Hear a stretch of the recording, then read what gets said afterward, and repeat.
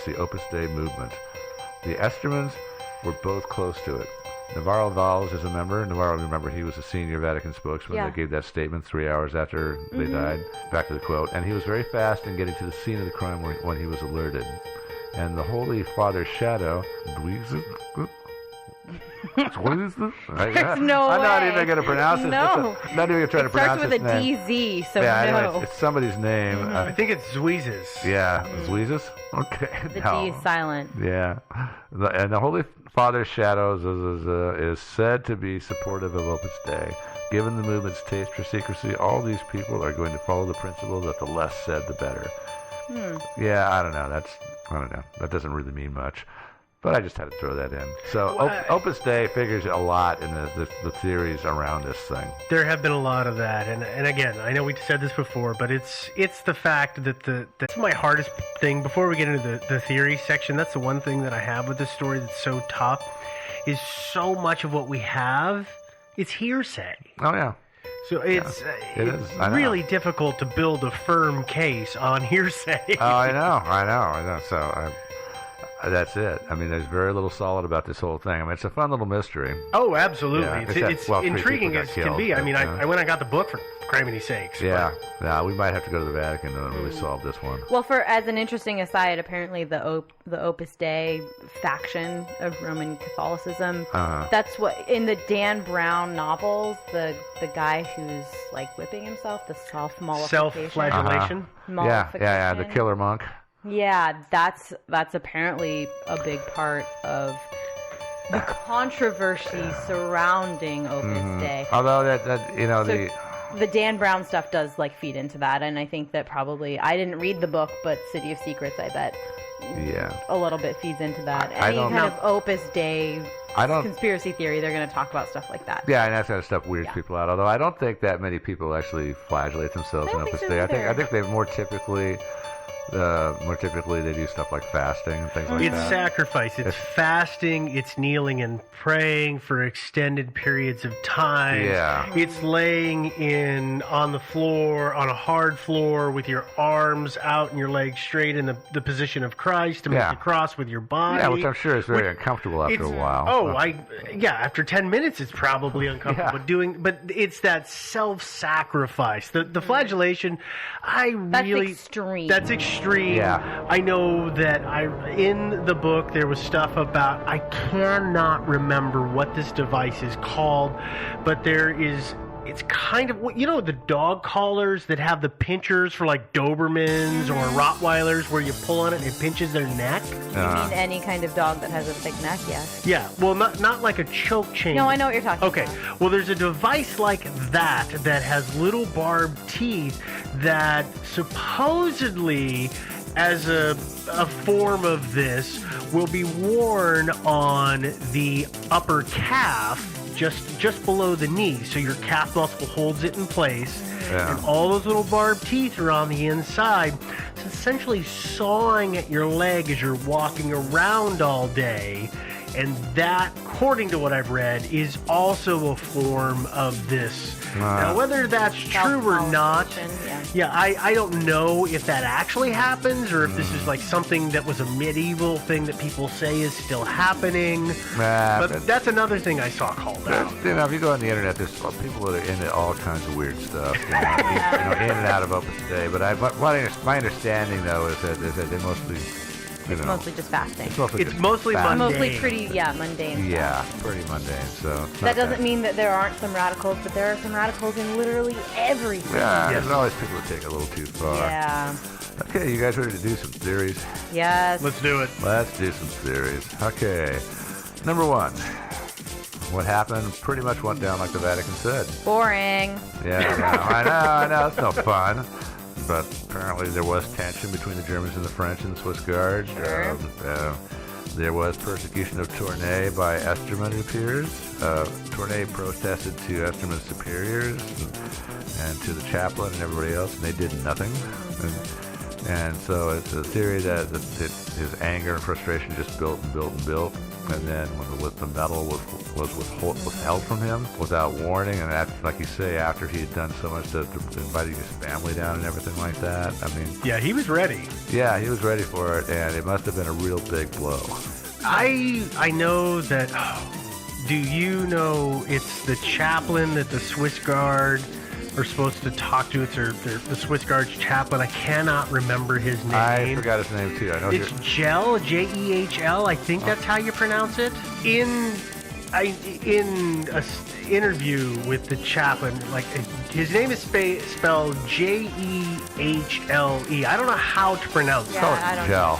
Jehl. We'll just say it's Jehl, or Gele. I don't know. But the point is, he had made the statement that Tournai should have been informed days prior, alone in a room with a supervisor and himself. Told, hey, you're not going to get the medal. And here's why, probably. And here's why. Yeah. And at that point, he could have, broke down in tears. He could have screamed and yelled at everybody. But it would have been in a controlled environment. Yeah. And I heard he did actually break down in tears after he found out he wasn't going to get the medal. That's what is said, I would have. Yeah, so a major crushing blow to him, and so that's when he went and wrote that letter. Supposedly he did try to, it said that he tried to contact the chaplain and talk to him about it, but the chaplain wouldn't talk to him. The chaplain denies that, though. Oh, of course, the chaplain says he came to him, and then he didn't want to talk. It's like, well, why did he come to you? I don't know. But it's also been brought out that the chaplain had dinner plans that night, and so he was in a bit of a hurry and kind of brushed him off and said, come back to me later. Yeah. So there's an issue. So he's probably got a few regrets there. Quite likely. So that's theory number one. Let's talk about theory number two. Okay. Yeah, this is one that's been put out there. This is one of those vague little theories. Esterman knew too much about the secret intrigues in the Vatican because, after all, he was the Pope's bodyguard. He spent a lot of time around the Pope. But so was Tournai, wasn't he? Well, yeah, he wasn't quite as close to the Pope, though. I mean, obviously, he would have been. He might have, Oh, I'm sorry. I'm getting them mixed up. Yeah, right. okay, yeah. Esterman was the bodyguard.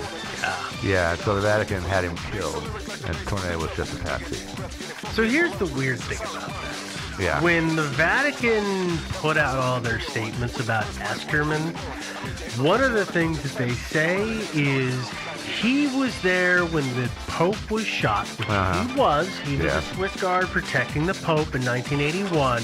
But they say that he threw himself in front of the Pope to take bullets and defend the Pope with his life. Yeah, he didn't do a very good job of it, did he? No, it's not true. No, it's not true. It's absolutely not true because there's photographs of immediately after he was shot. And you know who's not there? Yeah. Esterman. Yeah. So I saw a photograph of the shooting, actually, and Esterman's hiding behind the Pope. Holding the Pope up. No, but no, he's not there. He was somewhere off, following the car. So it's I don't know what he would have known and why they would have turned around and sung praises about him that weren't actually true if they had so much reason to kill him. Well, I think there's lots of things you can learn in the spy trade. The tenure of being someone's bodyguard. I watch House of Cards a lot. Do you guys watch House of Cards? No, I haven't. But one of the characters in House of Cards is this guy who's kind of worked his way up a little bit to be Underwood's, the main character's bodyguard. And he knows a lot of stuff about Underwood that he could easily be killed for. I think that sort of thing does happen sometimes, that you have access to the personal and professional life of somebody being their bodyguard.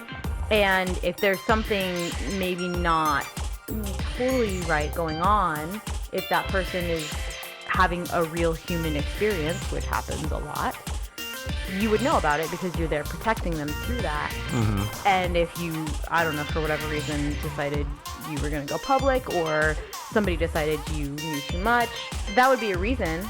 But that's completely contrary to Esterman's position. He was moving up the ranks. He had been promoted. Yes, his promotion had been held for weeks or months. Like 9 months, actually. Yeah, it was 9 months. Yeah. The promotion and how recently had he been promoted, actually?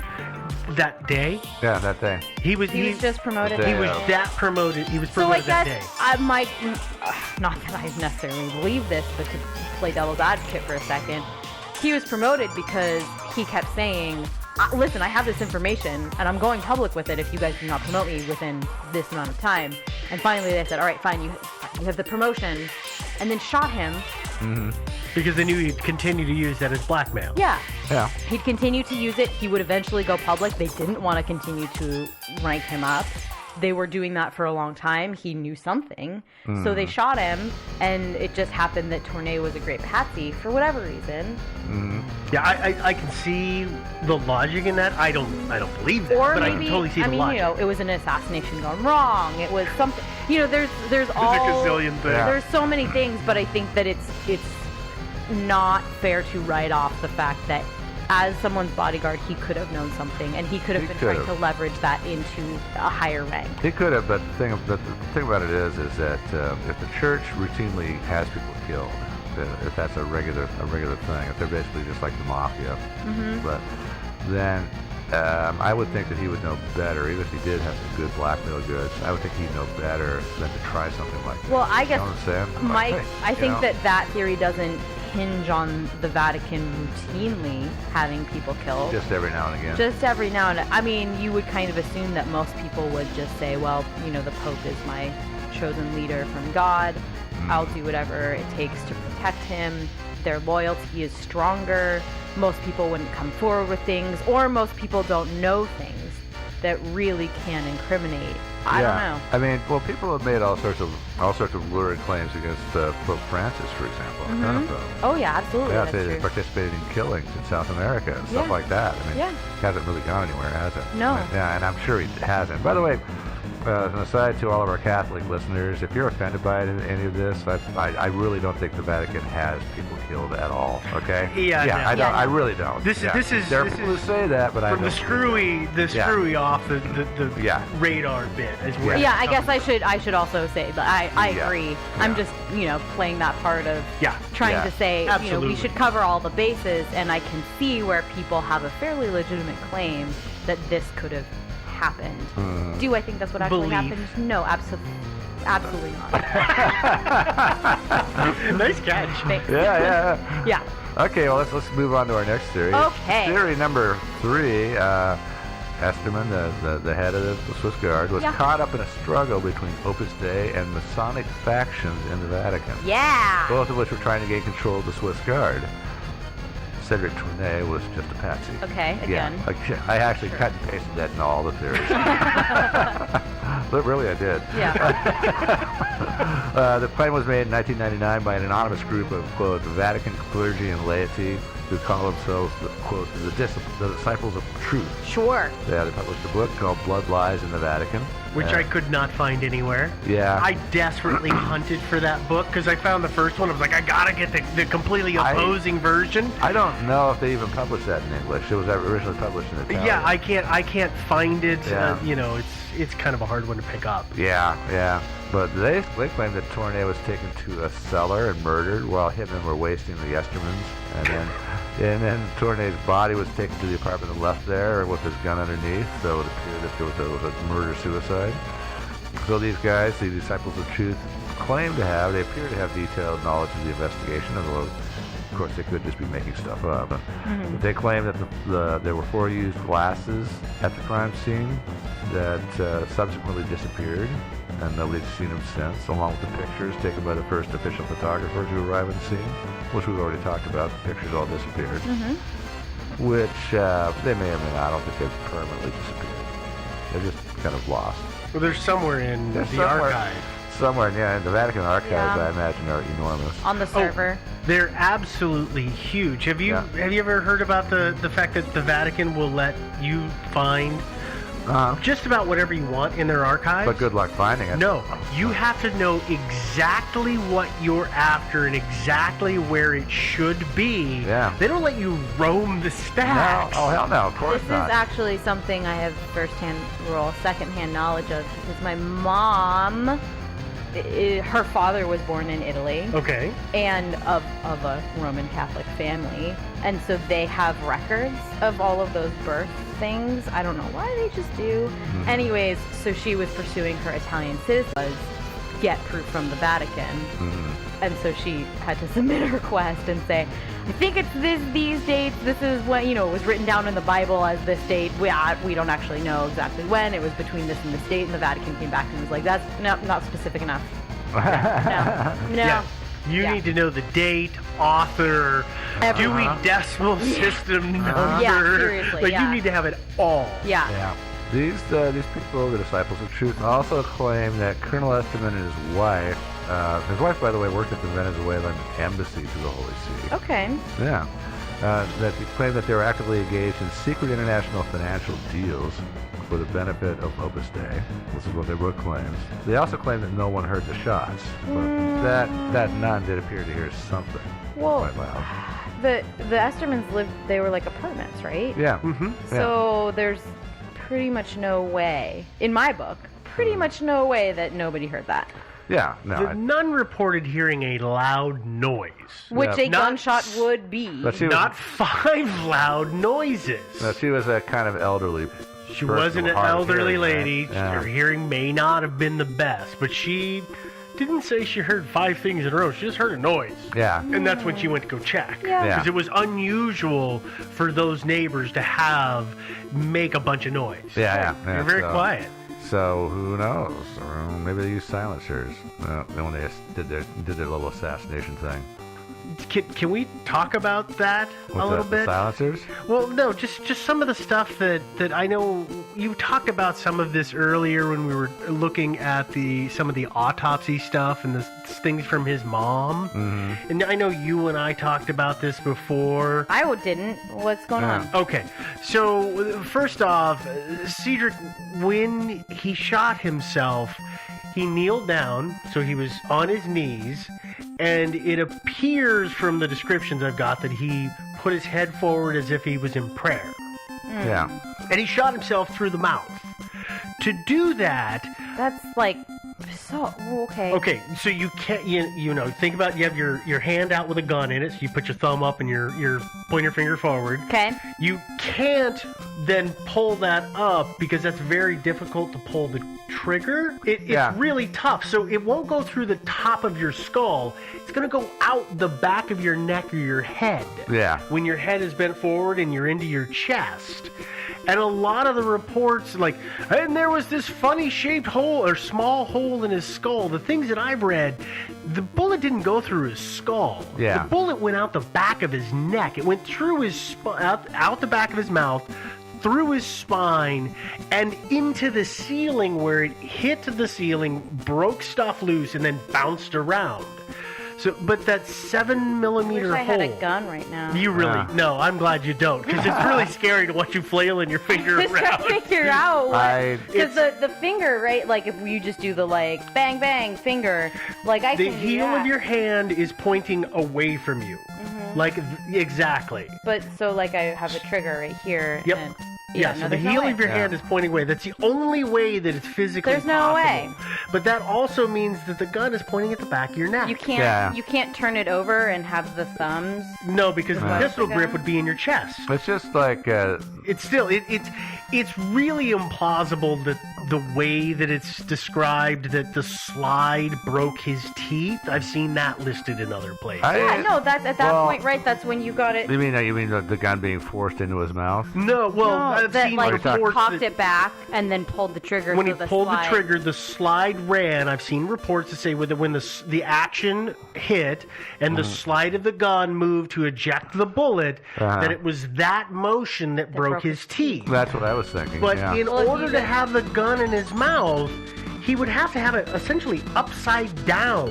Mm-hmm. Well, they said his front teeth were broken. I don't know if they meant his top front teeth or his bottom front teeth. I don't see how you can fire off a gun in your mouth, and because you guys have both fired guns, right? Yes. Semi-automatic guns. Mm-hmm. The slide racks back so quickly. It's a heavy piece of steel. It racks back so quickly you can't even see it. Yep. Yeah, it's that fast. Yeah. And so the front sight is going to catch your teeth and bust them off. if I am putting a gun in your mouth, you're absolutely right. Yeah. But to put a gun in your own mouth, you have to have the gun upside down. No, you don't have to. Yeah, but they said it's front. I'm saying if he's in the kneeling head forward position, he does. No, you don't. Am I conceptualizing this wrong? I feel like Joe. You can turn it around. You can do it either way. I think most likely what you're going to do is the gun will be upside down in your mouth.